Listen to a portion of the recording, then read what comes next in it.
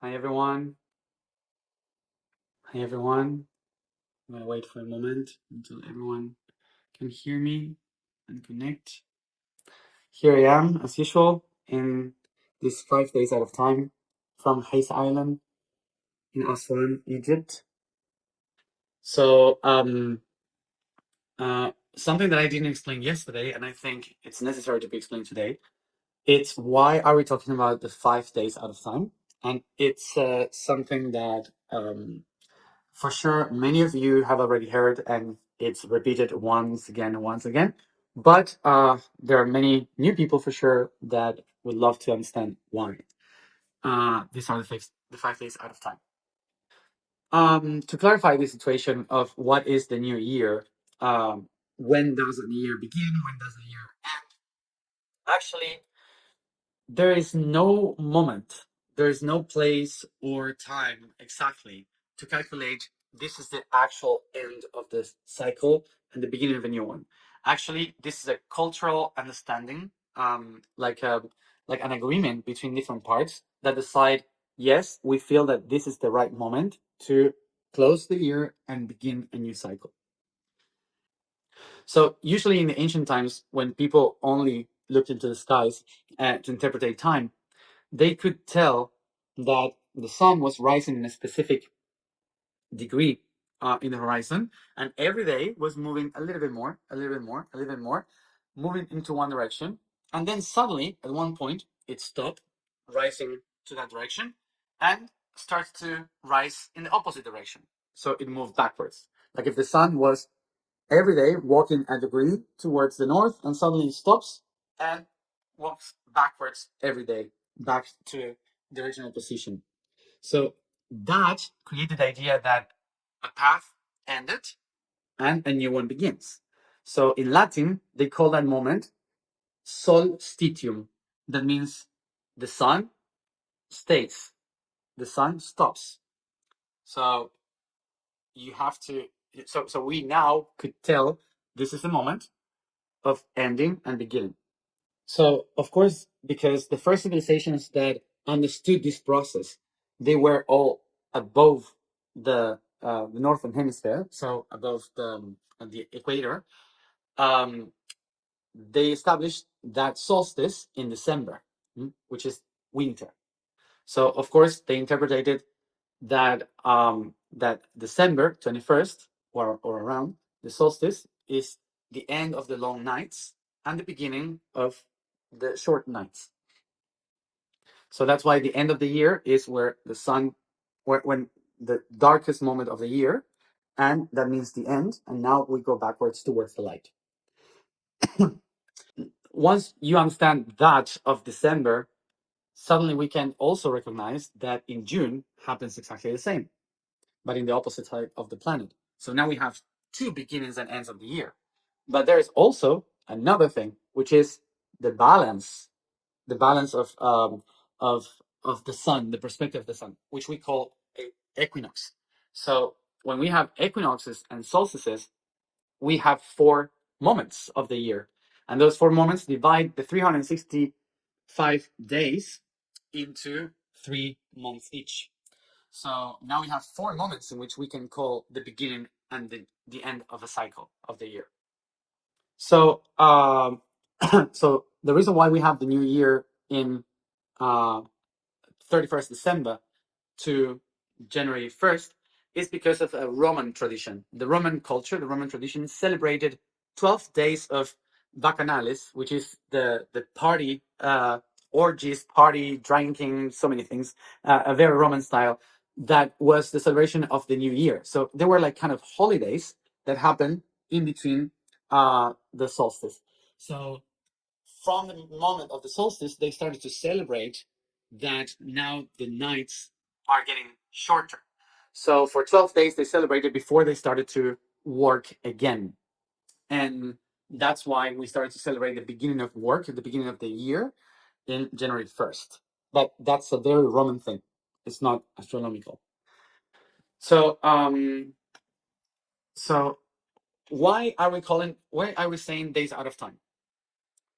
To understand the days out of time, we have to realize that the Earth doesn't spin around the sun in specifically 365 days. It spins in 350 and 64 days and some hours, which means that there are always in the movement of the planet some minutes, some seconds, some that just change constantly in the rotation around the sun. So that means that we don't have a specific circle of time of 365 days exactly, of 24 hours each. That's why we have to adjust the calendar every 4 years to have one more day in the calendar or one less day. So, of course, we tried through thousands of years in many different cultures to kind of balance that, taking one day from one spot, putting it in another one, and so on. So it's like very chaotic moment. Um, so, uh, so for example, for us today is February. That sometimes we have 28, sometimes we have 29, and this is to compensate these hours that we don't have in the complete circle. So, in some cultures, what they did was to kind of try to put together these hours that are not regular in our calendar, and they created something called a day out of time. So they just put all the different hours and created this moment that doesn't have a specific day, that is not 24 hours, but it's little or longer, and they call it the day out of time. So this in the Atlantean and Egyptian tradition, we didn't have one day out of time. We have 5 days out of time, and these 5 days out of time to compensate the circle, they were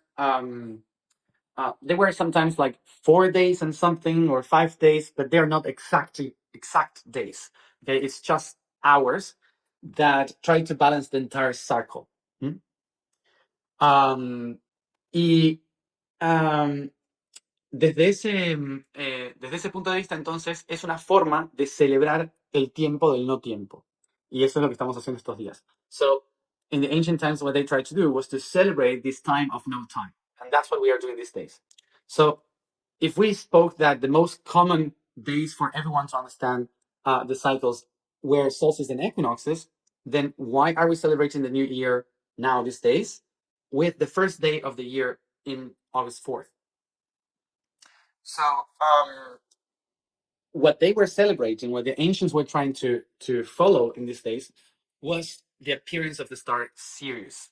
So the star Sirius is considered like a mother star. It's the one that shines the most in the sky, and is the star that the ancients used to follow as a guide.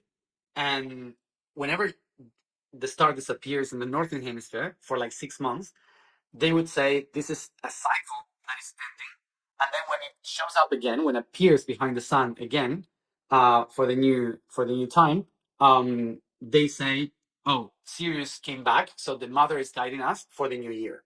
Okay, so the star of Sirius is related to new cycles of the growth of the Nile, for example, the new rains, fertility. So it was related to the weather, to the change of the weather, the seasons, and so on. So it was something that led people in the Middle East mainly to know that now you can start sowing again, planting, growing food, and so on.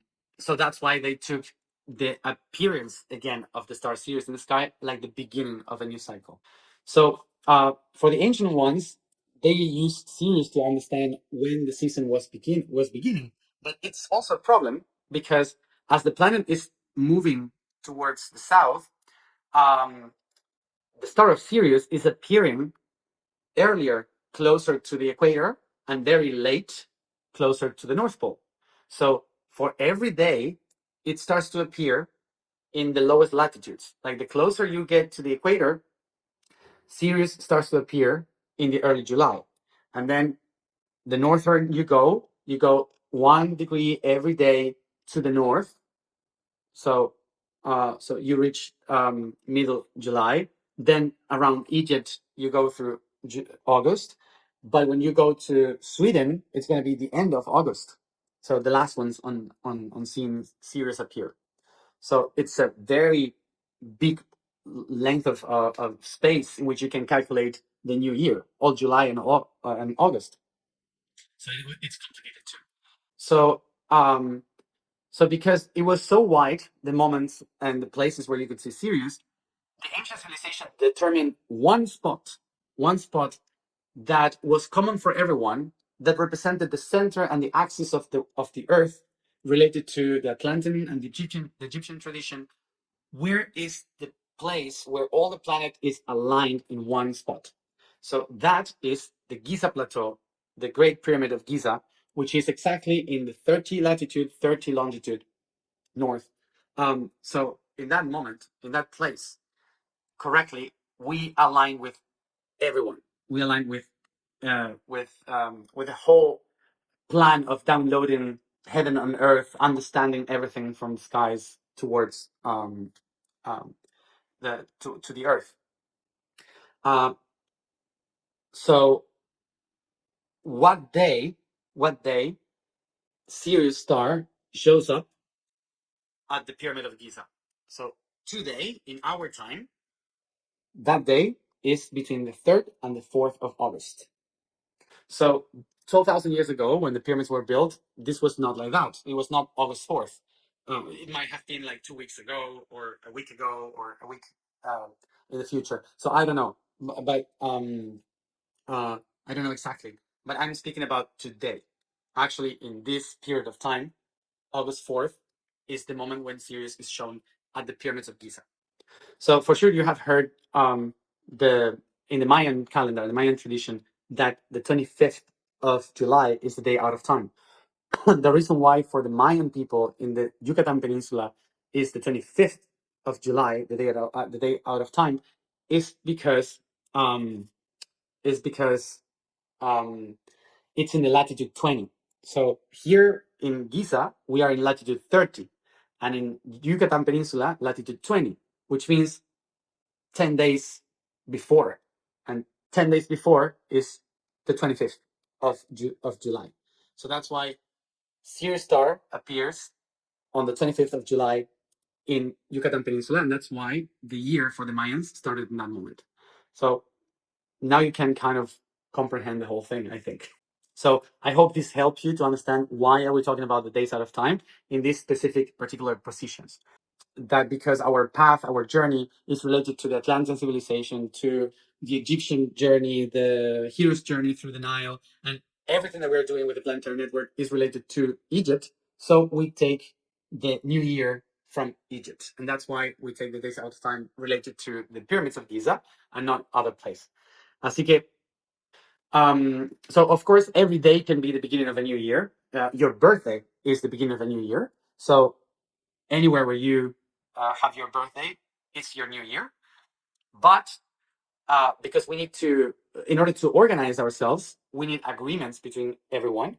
So one of those agreements is to choose one specific time to determine the beginning and the closure of a cycle. And for that, we need to pick a specific location, latitude and longitude, to determine from where are we going to perceive the beginning of that year. And that's why we are choosing this place and this time. That's basically why this year, these days are the days out of time for us. Por eso estamos hablando de esta historia. So now that we understand why these 5 days out of time, we can relate it with what I was explaining yesterday, which is why the Atlanteans decided to celebrate 5 days out of time, one day or one cycle for each one of these 5 divinities that I mentioned yesterday, related to the creation. So the creation of this void, from the known time, was the expression of these five aspects of the void, out of time and out of space. So these beings have been creating everything from the void during this period of no time that for the Atlanteans were called the 5 days out of time. So one day dedicated to each one of those five forces. So remember that these five entities that I'm talking about, Ra, Tefnut, Sho, Geb, and Nut, these five beings, they are not like gods, like we can picture gods. They are not entities by themselves. the essence, structures that live outside of time that are generating everything that we observe, but they are not specifically beings.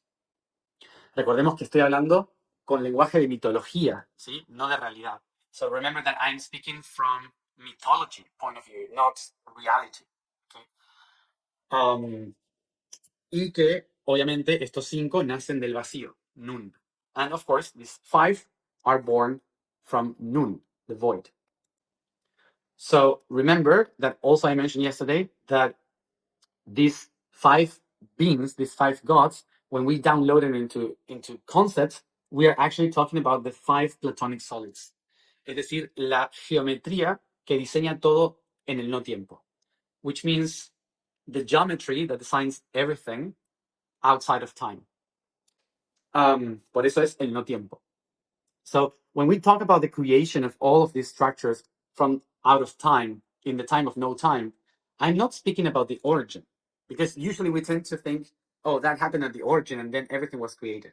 But when you think about time of no time, actually we're speaking about the 4th dimension, which is eternity, where there's no structure and limitations of time. So actually, these creations out of void, out of no time, it's happening everywhere in something that today we can call the quantum realm. So in the quantum realm, there's no structure of physical laws that determine what is origin and what is the end. So that's why these divinities are constantly generating and creating out of time. It's not in the origin, it's constantly. Por eso los 5 días fuera del tiempo son para conectarnos con esa posibilidad cuántica de creación constante fuera de los límites de esta realidad. That's why the connecting with these divinities from the days out of time was a very good way to honor the creation of everything that is happening right now without the limits of our interpretation.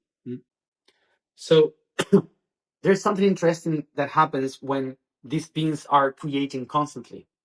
When this being starts to create and there's no void anymore, now it's everything moving around, all of that geometrical pattern starts to create and manifest more and more geometry that starts to structure everything so much that suddenly the infinite possibilities has laws. And the laws are the most structural things that will determine the infinite into finite. So what happened when the structure, the geometry starts to create laws around it, is that the infinite possibility of all the universe now starts to be divided in fractals, in fractions, in packages that storage energy. And suddenly, this structure of energy starts to irradiate light. So that moment when all that energy starts to create the light is the moment when we get out of the world of ideas and we start to come to the real world. Light is created, the real light. So this divine spark is not in one point in the universe that generates everything.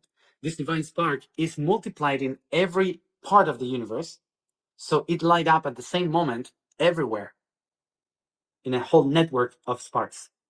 So it's only one spark, but because the universe, it's like a fractal with mirrors, so it light up everywhere at the same moment. So when when the first when this spark starts to light up everywhere from the other dimensions to this dimension, suddenly the spark starts to light up and create so much energy that starts to create all the stars, the infinite skies. So Nut, the skies, the divine, the goddess Nut, transcend from the infinite to the finite, creating another aspect of the divine in the physical form, which is Set. Set is going to be the fire within the stars. So when this tiny little spark starts to create more and more and more light, suddenly the sparks becomes stars, suns, galaxies, and so much weight and gravity all together, so much power and energy that it consumes everything around and explodes. So when it explodes, Big Bang, it breaks the structure of the universe. So what happened when the light consumes the entire system? So the universe collapses, and the structure of the universe that was holding the structure, which is the hexahedron, which is today, the day of today, hexahedron, the system of the earth, of the structure. So that structure collapses and breaks in many parts, which means Geb. Geb, the spirit of the infinite of the hexahedron, collapses. And that breaks with a big bang the main structure of the universe, generating now Geb from the infinite to the finite in many different forms that now are going to be called molecules.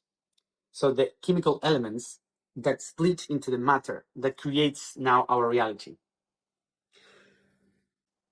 So in the mythology, the aspect of the hexahedron, the aspect of Geb, becomes finite with the name of Osiris. That's the name in mythology of this process, Osiris. Todos conocen seguramente el nombre de Osiris. So for sure you all know the name of Osiris. So the myth of Egypt says that Osiris was the king that unified the whole thing, the whole Egypt, the whole universe. And then Set, his brother, came and wanted to rule that space. So what he did was to enter the kingdom and destroy his brother by cutting him in many pieces and splitting him all along the Nile and the territory so he cannot get together again. So that is the story of how the Egyptians used to describe in a myth what happened in the universe when the light consumed everything and split the matter into many pieces that we call the chemical elements. So remember that yesterday I mentioned something about an error. So this is the error. This is what happened that is considered the first mistake or the first conflict in the creation. So today it's about that. Today we're going to talk about that specific conflict. So the story of Seth and Osiris is the most ancient story that speaks about the light, the radiation, transforming the structure of an atom. And so for that, we have to interpret this concept. The atom is like a box, like an hexahedron. So that atom contains the power, the infinite power of all the universe. So what is that atom? It's something that we also call Metatron's cube. And in Metatron's cube, we have this holy trinity that contains it in the structure, which is the proton, the neutron, and the electron. And within those particles, we have the muons, the quarks, so all the other essential particles that creates the idea of everything, which is the content of the potentialities, the gifts of God. And that's what we call Pandora's box. Pandora means all the gifts. So Pandora is inside Metatron's cube, and that is a tesseract, the power within the structure. And that's the atom. So what is this Pandora's box and Metatron's cube? So if Metatron's cube is the structure of the box, within we have all the powers, all these infinite tiny particles that contains the structure of everything that makes sense to the existence. But those particles needs to be contained within the Metatron's cube in order to be powerful. So you can actually use the potential of the divine. Because if this is in the center, is the essence of God within. But if it's outside, it's the destruction and consumption of everything. That's why they say keep Pandora's box closed. You should not open Pandora's box. That's a saying from a long time. So as I said, Metatron contains the infinite power of God in Pandora within. So who is Metatron? Metatron is a Greek word that represents the throne beyond, the throne of the invisible, the one that is huge, the king of kings. And in the Egyptian tradition, the king of kings is the King of Kings is Osiris. So that's why Osiris sits in the throne of Metatron. So that is one structure. But in the other hand, we have light, the particles of light, photons, which is projecting itself everywhere in other realities and other realms. So if you so that light is represented by Set. So if you go and investigate about Set, for sure you will find out that in Egyptian mythology, it's referring to the god of darkness, the one that is against the order of Osiris. So if you search about Set, it will tell you is the god of darkness. So, but remember that Set came from light. He is the light. So for sure you have someone to reconnect with, someone that was the bearer of light that became the king of darkness. Who is that one? In Latin, we call it Luciferus, Lucifer, which literally means the bearer of light, the one that brings the light. So why the photons, the light itself, were the ones that destroyed and created the darkness? So let's talk right now about how light itself becomes Lucifer. So how this story begins, when the light starts to fill up every corner of the universe and there was only light in the universe. That's the moment when God said, let be light. So when all the lights in the universe starts to shine and all the photons fill up the entire space at the speed of light, something that happens is that it starts to vibrate in different wavelengths. So it creates different waves and distorts the pure light. And those movement of the photons creating distortions in the light suddenly create also radiation. Too much energy, too much power, radiation. So the radiation of the light, the speed, will start to dissolve the essential particles because of so much vibration and so much movement and so much radiation crossing those specific particles, changing the wavelength. So what happened is that the highest is the radiation, the highest is the vibration of all this light around the universe. What happens is that it starts to break the structure of the atom, which is Metatron. So when it breaks the structure, it breaks and pulls apart every piece of Metatron, of Osiris. It breaks the atom not only in half, but in many different pieces. And when that is broken, like lightnings, it crushes Pandora's box and breaks the infinite power that is contained in the center. So what happened when you destroy the structure of an atom? Of course, everyone knows now that when you break the structure of an atom, you release so much power of the nucleus that you create an atomic explosion. So the infinite amount of light creates so much radiation that eventually breaks the main structures of Pandora's box, splitting Osiris in many pieces and creating a nuclear reaction that we call today Big Bang.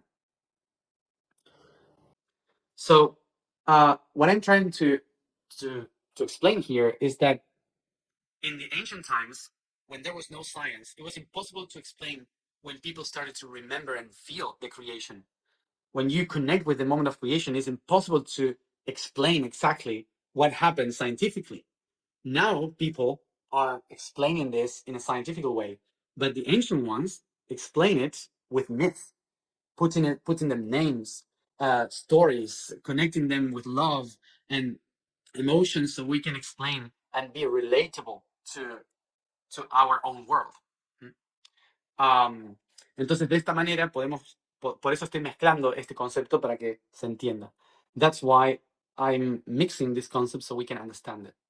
So that's why today represents Metatron's cube, Pandora's box, the fundamental structure of the universe, which is the Hexahedron. So having this in mind, now we can add to it the mythology, which is the body of Osiris. So what I was explaining yesterday about the first spark of the universe, which is Set, is the skies, the concept of the skies, Nut, that becomes set by transforming into light.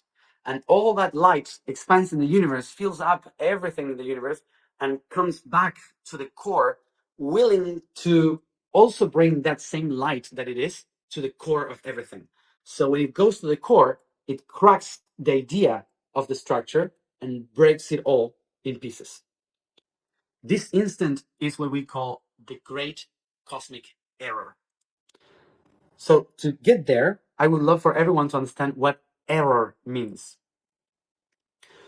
So error doesn't mean something that was broken and is bad. Error means something that is moving without a specific destination. That's why we can also use errant, which is to do something without a specific destiny, without a specific clue. So what happened with the error?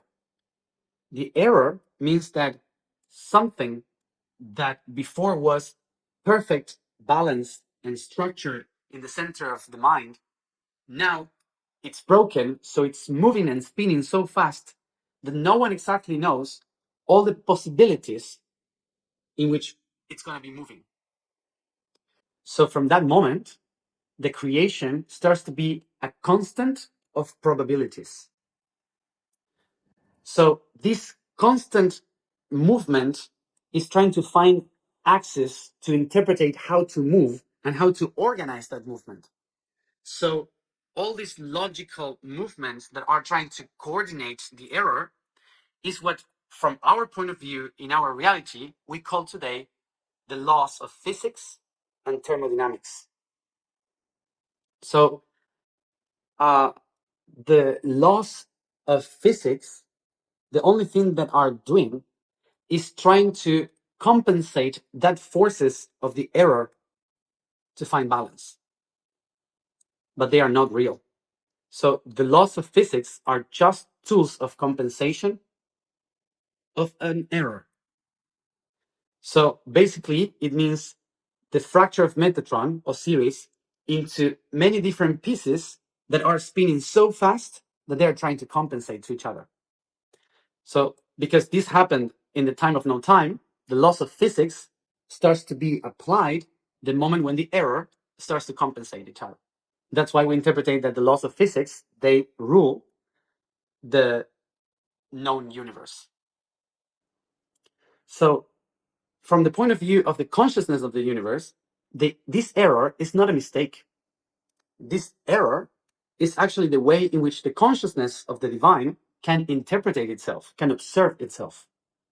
So before I wonder how can I balance the error, I have to accept the error. So the idea of today is to not to wonder how can we fix this, but to accept that structure of the error. So what we're going to do now is to balance that information within ourselves and to understand that we also are like Osiris, split with different chakras in different directions and emotions, and we have a heart broken, mind broken. So we are all split in time and space with so many errors because our inner Pandora's box is also broken. So we are a little bit crazy. So I will invite you now to integrate this information that allows us to accept how set through light and darkness help the entire universe to figure out a different position of itself. I invite Guille. Let's begin with alignment.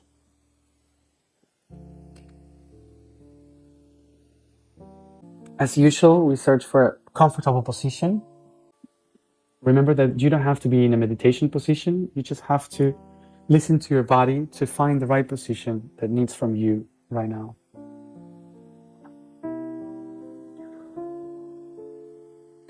Massage your body, stretch your body, yawn.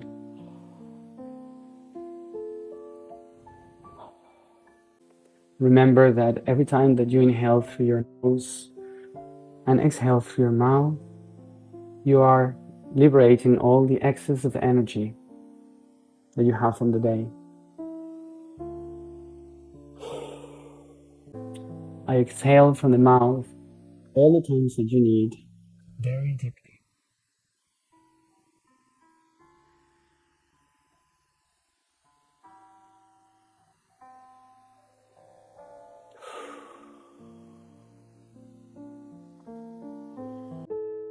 Muy suave. As I caress my body, I relax my face.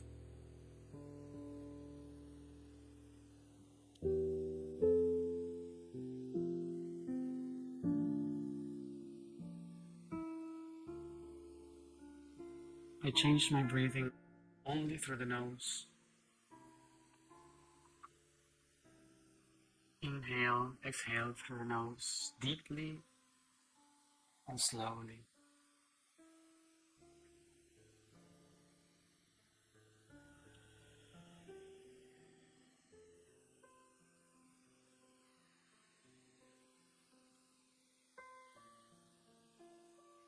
I take a moment to bring my attention to my feet, my legs, my hands and arms, each extreme of my body, my head, each one of the organs that help me to perceive reality through my five senses. My eyes, nose, ears, nose, mouth, hair. I recognize each extreme of my body.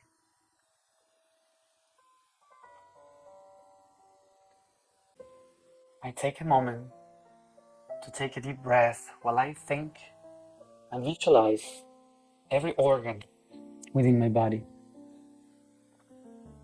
I try to concentrate, thinking about my heart, my lungs, the stomach, the liver, intestines, kidneys,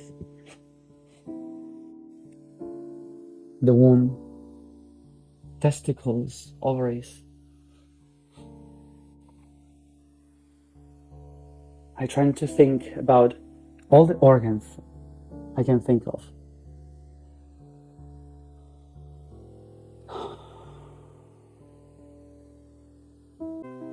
I bring my attention as I breathe deeply to each one of my main glands, from my testicles and ovaries to the adrenal, pancreas, thymus, thyroid, pituitary, and pineal glands.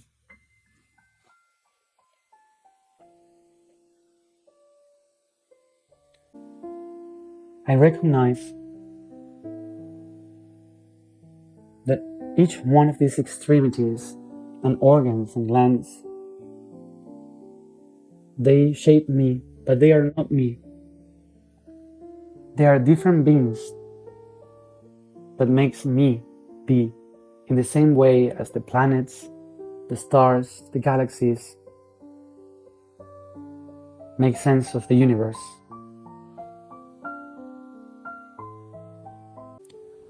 They are all different living beings, living its own story, but being aspects of only one consciousness.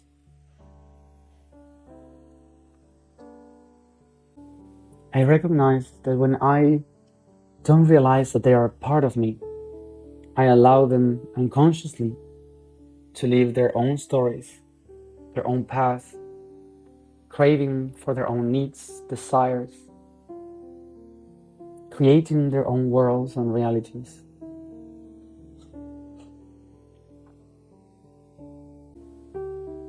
When I forget about who I am, each aspect of my body starts to find out who they are, creating their own personalities, intentions.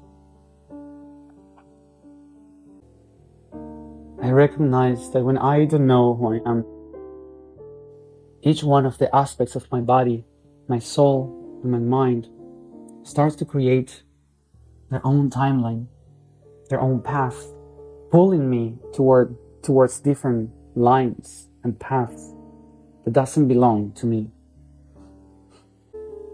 Each one of my aspects living chaotically in different directions, not knowing who they are.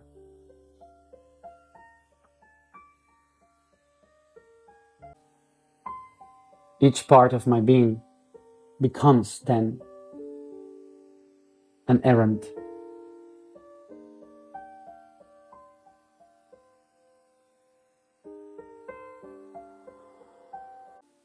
And me, myself, I become a wanderer. I become myself an error, living a life that doesn't belong to me. I think now about every crisis, conflict, trauma that this error has taken me to. I take a deep breath as I allow myself to remember all that path.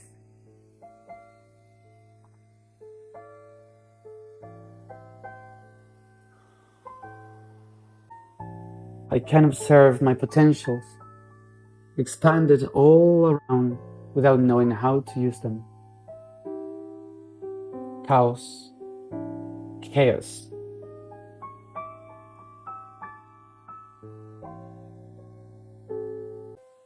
And then I realize that everything that has come through me, every radiation that has shifted my cells, mutating me through thousands of years, has made me evolve into what I am today. The light, the radiation that has crossed my system is allowing me to evolve. And every crisis and trauma are allowing me to see a better option to improve myself in a new level, to connect every part of myself.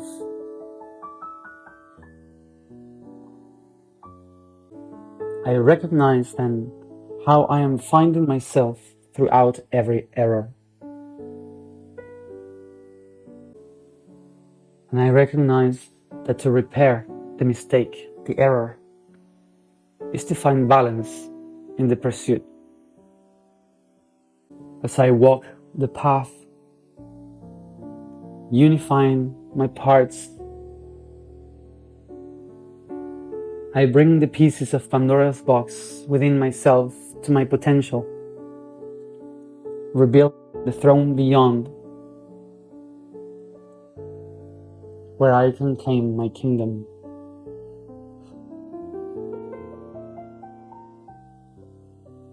Take a deep breath.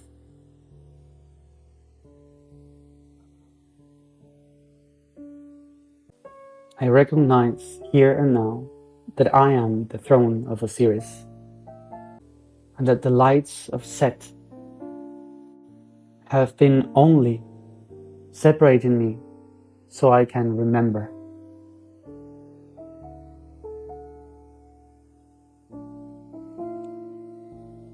I breathe deeply and I honor my body.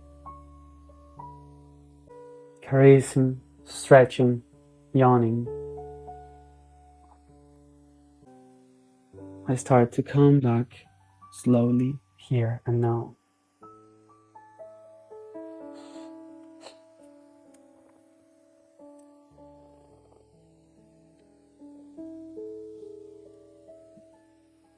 Thank you everybody for accompanying me in this second day out of time.